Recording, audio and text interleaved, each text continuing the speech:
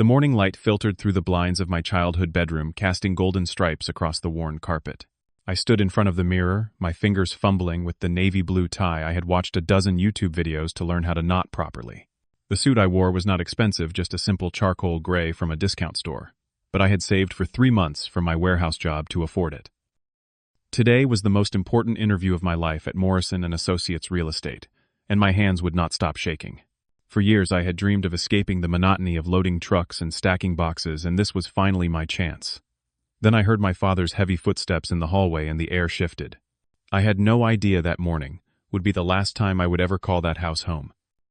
Before I tell you what my father said that morning, I want to know if you have ever had someone close to you doubt your dreams when you needed their support most. Drop a comment below letting me know where you are watching from. And hit that like button and subscribe.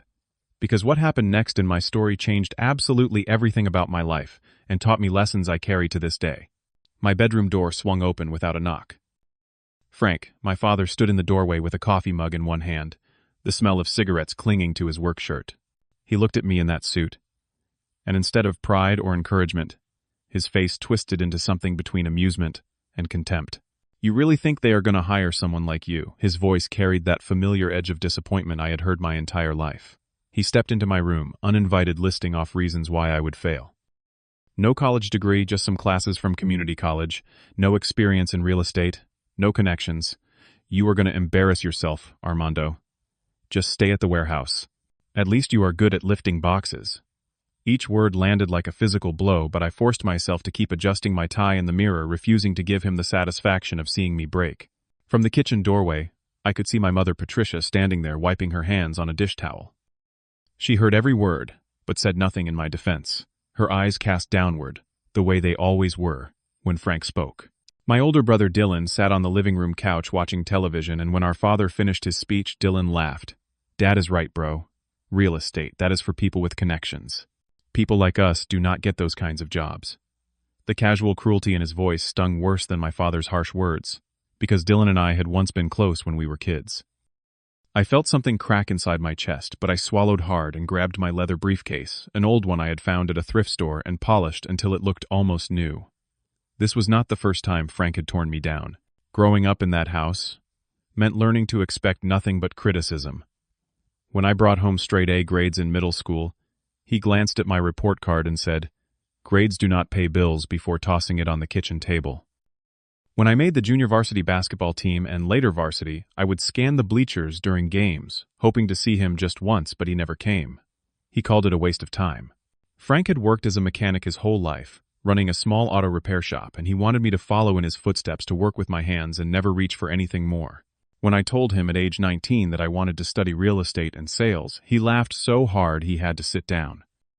"You selling houses, you cannot even sell yourself, kid." My mother never stood up for me. She loved Frank, in that quiet, fearful way that some women love difficult men, and she had learned long ago that disagreeing with him only made things worse. Dylan became the golden child by default, because he did exactly what Frank wanted.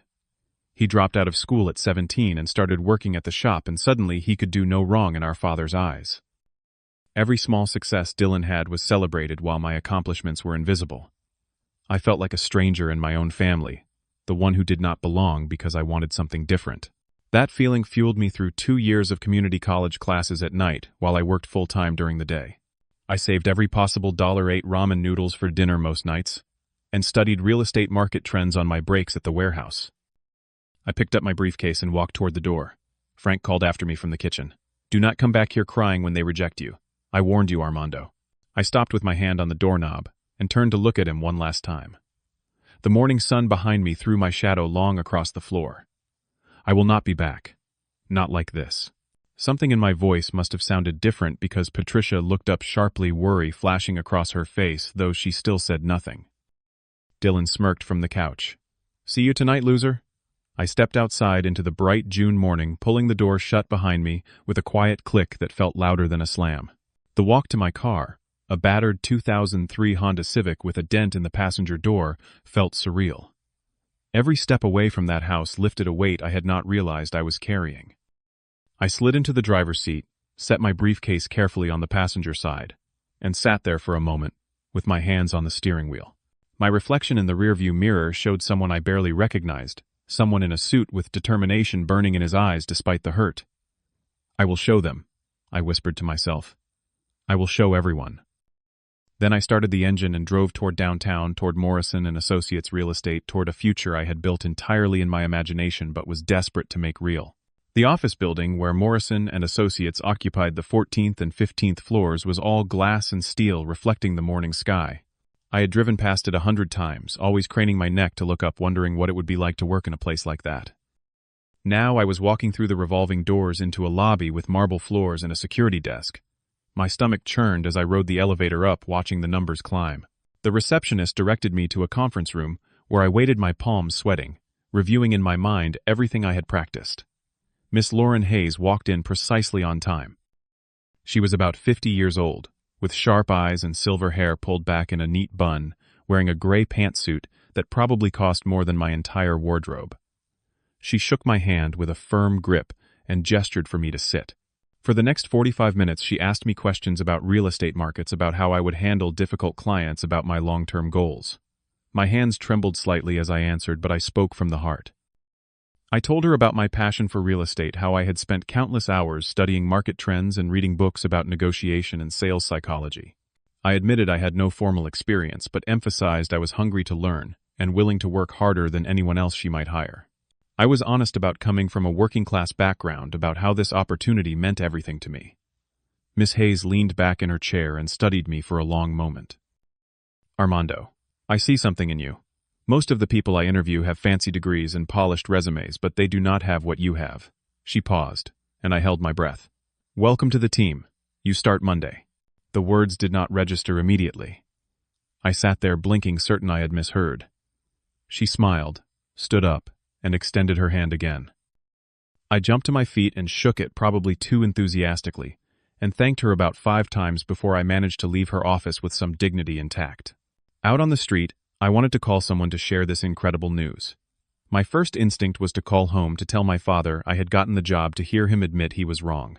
But then I remembered his words that morning, the contempt in his voice, the way my mother had stood silent, and my brother had laughed. Something hardened in my chest. I do not need their approval anymore. I got into my car and drove to a small diner where I ordered coffee and sat alone in a booth, letting the reality of my new life sink in. I had done it, on my own, without them. The coffee tasted like victory. My first day at Morrison and Associates Real Estate was overwhelming in the best possible way. Miss Hayes assigned me to shadow senior agents, learning everything from how to conduct property showings to how to read contracts and negotiate deals. I arrived early every morning and stayed late every night. I worked weekends when other agents wanted time off. I studied relentlessly, reading books on sales, psychology, market analysis, and negotiation tactics. My small apartment became covered in sticky notes with property listings, market statistics, and motivational quotes I wrote to keep myself going. The first 6 months were brutal. I did not close a single deal. I spent my days cold calling potential clients, hosting open houses where nobody showed up, and learning from every mistake. Some of the other agents, the ones with connections and wealthy families backing them, closed deals easily, while I struggled. But I refused to quit. Every rejection taught me something. Every failed showing made me better at the next one. Miss Hayes checked in with me regularly, offering advice and encouragement. She told me that the agents who struggled at first often became the best ones, because they learned to work for every single sale instead of relying on easy connections. In my 7th month, everything changed. I closed my first deal, a small condominium for a young couple who were first-time buyers. The commission was $3,000 more money than I had ever earned in a single month at the warehouse. I remember sitting in my car after the closing, holding the check and crying. Not sad tears, but the kind that come from years of proving people wrong. From that moment, my career exploded. I developed a reputation for working with clients other agents did not want, the ones who needed extra time and patience. I specialized in helping first-time buyers navigate the complicated process. By the end of my first year, I had sold 15 properties and earned $80,000. My second year was even better. I was promoted to senior agent and started specializing in foreclosures and distressed properties, a niche market that many agents avoided because it was emotionally difficult and legally complex. But I found it rewarding to help banks recover assets while sometimes finding ways to help struggling homeowners transition with dignity. My income jumped to $150,000. I bought a nice apartment in a modern building downtown, traded my old Civic for a new sedan, and started building a life I had only dreamed about. Miss Hayes became more than a boss. She was a mentor who believed in me when I did not believe in myself. But success brought an unexpected emptiness. I thought about my family constantly. After my first deal closed, I called home wanting to share the news. Frank answered the phone. "Dad, I got my first sale. I made $3,000 in commission." There was a long pause. "So you got lucky once. Call me when you make real money." Then he hung up. I stood there staring at my phone, feeling like I was 15 years old again, never good enough. I tried again on Thanksgiving of that first year. I drove to Oak Street with gifts in my car, including an expensive set of mechanic tools for Frank and a beautiful cashmere scarf for Patricia. I thought maybe success would change how they saw me. Dinner was tense from the moment I walked in. Frank accepted the tools without saying thank you, and later when I mentioned my work, he cut me off. "You think money makes you better than us now?" Dylan, who still worked at the repair shop, dominated the conversation, talking about the cars he had fixed, and Frank praised every word. When I tried to share a story about negotiating a difficult deal, Frank interrupted. "Real estate is just lying to people for money." Patricia served the food silently, never making eye contact with me. I left before dessert, the scarf still in its box on the table. Over the next year, I called home a few more times. My mother would answer, speak briefly in a quiet voice, then say she had to go. I sent cards and gifts for Christmas and birthdays. None were acknowledged. Eventually, I stopped reaching out. The silence hurt, but I poured that pain into my work, into building something that was entirely mine. I made new friends among my colleagues. I dated occasionally. I built a life separate from Oak Street and the family that had never believed in me. Some nights, I would lie awake wondering if I was wrong to cut ties, but then I would remember my father's face that morning, the mockery in his voice, and I knew I had made the right choice. Then, on a Tuesday afternoon, 18 months into my career, I received a text message from Mrs. Henderson, an elderly woman who had lived next door to my parents for 20 years and had always been kind to me as a kid. "Armando, I think your parents are in trouble.